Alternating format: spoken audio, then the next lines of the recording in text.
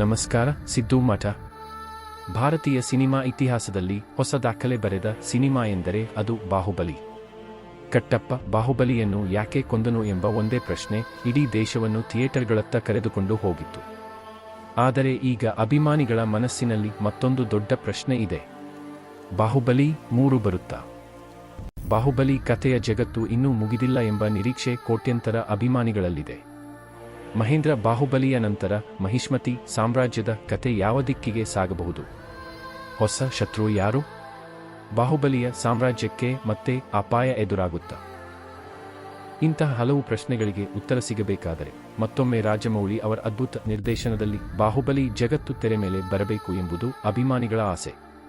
ಆದರೆ ಸ್ನೇಹಿತರೆ, ಬಾಹುಬಲಿ 3 ಬಗ್ಗೆ ಅಧಿಕೃತವಾಗಿ ಏನಾದರೂ ಘೋಷಣೆಯಾಗಿದೆಯೇ ಎಂಬುದನ್ನು ಖಚಿತಪಡಿಸಿಕೊಳ್ಳುವುದು ಬಹಳ ಮುಖ್ಯ. ಅಧಿಕೃತ ಘೋಷಣೆ ಬರುವವರೆಗೂ ಸಾಮಾಜಿಕ ಜಾಲತಾಣಗಳಲ್ಲಿ ಹರಿದಾಡುವ ಪೋಸ್ಟರ್ಗಳು ಮತ್ತು ಸುದ್ದಿಗಳನ್ನು ನಂಬಬೇಡಿ. ಹಾಗಾದರೆ ನಿಮಗೆ ಬಾಹುಬಲಿ 3 ಬೇಕಾ? ನಿಮ್ಮ ಅಭಿಪ್ರಾಯವನ್ನು ಕಾಮೆಂಟ್ನಲ್ಲಿ ತಿಳಿಸಿ.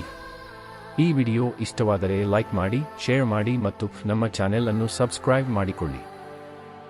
ಮತ್ತೊಂದು ಹೊಸ ವಿಡಿಯೋದಲ್ಲಿ ಮತ್ತೆ ಸಿಗೋ.